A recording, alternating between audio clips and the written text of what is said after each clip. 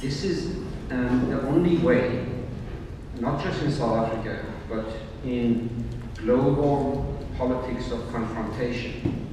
The weakest point, we typically refer to them as the terrorists, the weakest point of any confrontation, the biggest weapon that they have is to get the dominant force to self-destroy. And that has been tested with the British Empire in the Middle East. That's now being tested at the global stage with others.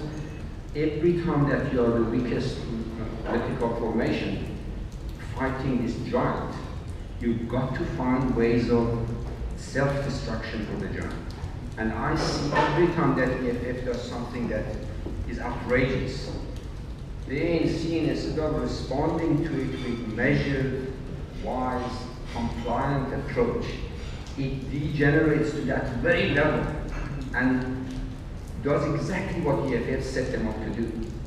So every time that this justification comes in, whether it comes from one minister or comes from the to the House, it's exactly the only way that they'll do it. It's highly dangerous, because if you look at the compound effect of the past 18 months, ever since EFF come to the scene, to the political scene, we've seen ANC showing cracks in its moral bedrock, in its commitment to the constitutional democracy, its commitment to the rule of law, and every time it has justified it, because EFF did that, we are doing this. And we must be very careful. That for me is a very, very dangerous development which has huge consequences. And the line between that talk and full militarization of the state is very short.